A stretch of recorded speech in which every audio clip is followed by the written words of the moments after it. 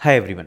सो इस वीडियो में कुछ बहुत ज़्यादा बड़े अपडेट्स होने वाले हैं जो मैं आपको देना चाहता हूं। सबसे पहले ध्यान से सुनना, मैं जो भी बात बोल रहा हूं।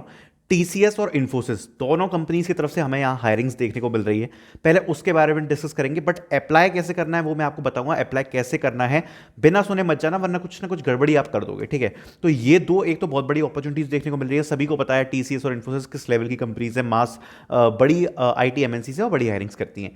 उसके बाद हम यहाँ पे डिस्कस करेंगे बहुत ही बड़े अपडेट के बारे में, दैट इज फ्रॉम एनपीसीआई। तो एनपीसीआई के रिजल्ट्स यहां पर आउट हो चुके हैं। थोड़ा सा आपको समरी दे देता हूं इसके बारे में, और फिर डिटेल में जो कोडिंग क्वेश्चंस है उसके बारे में हम बाद में डिस्कस करेंगे। सो एनपीसीआई का जो एग्जाम था वो कंडक्ट कराया गया था। अब उस एग्जाम को आप लोगों ने दिया होगा। अब जब आप लोगों ने उसका एग्जाम दिया तो रिजल्ट्स आज उसके अनाउंस हो चुके हैं। सबसे पहला डाउट, क्या इसके रिजल्ट एक साथ अनाउंस होंगे या धीरे धीरे आ सकते हैं? तो इसके रिजल्ट्स धीरे धीरे आ सकते हैं, अप टू 1 वीक्स, ठीक है। 1 वीक तक का समय लग सकता है धीरे धीरे रिजल्ट्स आने में।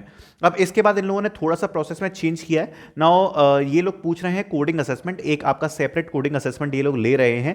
उसके बारे में हम डिस्कस करेंगे कि किस लेवल के कोडिंग क्वेश्चंस आते हैं एनपीसीआई में, आपको क्या प्रिपेयर करके जाना चाहिए और कहां कहां से आप चीज़ों को पढ़ सकते हो, उसके बारे में थोड़ा बहुत हम डिस्कस कर लेंगे। सो स्टार्ट करते हैं वीडियो को। तो एनपीसीए की तरफ से हमें कुछ ऐसा ईमेल देखने को मिला है जिसमें national payment corporation of India NPCI assessment invitation आया है फॉर कोडिंग असेसमेंट। ये आज ही रिसीव हुए हैं मेल्स, 11 बजे के बाद से यहाँ पर मेल्स रिसीव हो रहे हैं, लगभग 1 घंटा हो चुका है। 2 मार्च के जो है आपका असेसमेंट होने वाला है, और आप देख सकते हो 12:50 PM से आपका असेसमेंट है, और एनपीसीआई की यहाँ पर डिटेल्स दी हैं, ठीक। अब कुछ कुछ इसमें इंस्ट्रक्शंस वगैरह लिखे हैं जो कि आप पढ़ सकते हो। उसके बारे में हम बात करेंगे, बट पहले हम डिस्कस करते हैं इन्फोसिस और टीसीएस के बारे में। इसको डिटेल में लास्ट में लेके चलते हैं, ठीक है। तो सबसे पहले बात कर लेते हैं यहाँ पर टीसीएस की तरफ से। तो टीसीएस में अगर आप देखोगे तो मैं यहाँ पर आपको एक बार जूम करके दिखाता हूँ। TCS is hiring for freshers experience candidates IT and BPS. ये खुद अभी टीसीएस में काम कर रहे हैं, भास्कर, ठीक है, आप देख सकते हो। इनने डाला है, I would be happy to refer someone in internally, feel free to reach out to me. Qualification is bachelor's degree. Year of passing is 2023 will be preferred, but 2021 to 2024 can also apply. Experience required will be fresher to up to 2 years. Kolkata will be your job location. Please note this is a referral only and you would need to clear the eligibility test conducted by authorized TCS personnel. ठीक है, तो referral only hiring है, इसमें केवल referral से आपका काम चलेगा। Interested candidates can share their CV और DM me for more details. तो आप सौविक को डायरेक्टली यहाँ पर डीएम कर सकते हो। और सौविक ने देखो एक कमेंट में जो बात कही है वो मैं आपको बताऊंगा। जैसे किसी ने पूछा where to share CV, if you are fresher then you can share the DT number from next step portal to my inbox. सीधे आप इनके इनबॉक्स में जाओ, ठीक है, अपना सीवी डालो, और डीटी नंबर जो होता है ना, जब अपन नेक्स्ट स्टेप पोर्टल पे जो अपन लॉगिन करते हैं तब, तो वो आप डाल दो, ठीक है। तो आप इनकी कनेक्शन रिक्वेस्ट एक्सेप्ट कर सकते हो, और मतलब कनेक्शन रिक्वेस्ट भेज सकते हो, और then you can directly DM him, okay. So ये एक बहुत ही बड़ी अपॉर्चुनिटी हम कह सकते हैं जो हमें देखने को मिल रही है। बट यहाँ पर एक ही प्रॉब्लम रहेगी कि अभी ज्यादा लोगों ने इसको देखा नहीं है, ठीक है, ज्यादा लोगों ने देखा, थोड़े बहुत लोगों ने देखा होगा और अभी काम करना स्टार्ट कर दिया होगा। अभी ये थोड़ा सा 2 दिन पुराना है सीन। तो आपको फटाफट से वीडियो देखते ही यहाँ पर अपने काम पे लग जाना है, डीएम करने वाले काम पे, ठीक है। अगर आपका काम नहीं बन पाता है, रात तक मुझे बताना, ठीक है। टेलीग्राम ग्रुप पे फीडबैक देना अगर कनेक्शन रिक्वेस्ट वगैरह नहीं एक्सेप्ट होती है, तो अपन कोई दूसरा वे ढूंढेंगे, ठीक है, क्योंकि ये रेफरल ओनली हायरिंग ड्राइव है फ्रॉम टीसीएस। तो अपन कोई दूसरा वे ढूंढेंगे टीसीएस में अप्लाई करने का इस वाली हायरिंग में, ठीक है। तो एक बहुत बड़ा अपडेट रहने वाला है, मेरे को फीडबैक देते रहना और वीडियो को लाइक कर दो, जैसे हम इससे अच्छी अच्छी और भी हायरिंग्स लेके आते रहेंगे, ठीक। देन बात कर लेते हैं यहाँ इन्फोसिस की। तो इन्फोसिस की तरफ से आप देख सकते हो, इन्होंने बोला है कि देखो मल्टीपल अपॉर्चुनिटीज हैं इन्फोसिस में, ठीक है। So Infosys consulting is hiring through consultant two to analyst, सारी आपके पोजीशंस ओपन है। Share your resume, official Infosys की आईडी आप देख सकते हो, इन्फोसिस में ये काम कर रहे हैं अभी, फॉर डायरेक्ट रेफरल्स, ठीक है। तो यहाँ पर मल्टीपल पोजीशंस ओपन है। अब देखो इसमें अगर आप ऐसे पोजीशंस देखोगे ना, तो यहाँ पर आपको ऐसा लगेगा कि क्या किस में अप्लाई करूं, बट यहां पर इसमें लिखा हुआ है role will be across levels, मतलब लगभग सभी लेवल में ओपन है। तो आप एक काम करो, सबसे पहले इसमें इन्होंने लिखा है कि share your resume at the below email ID along with the job ID, ठीक है।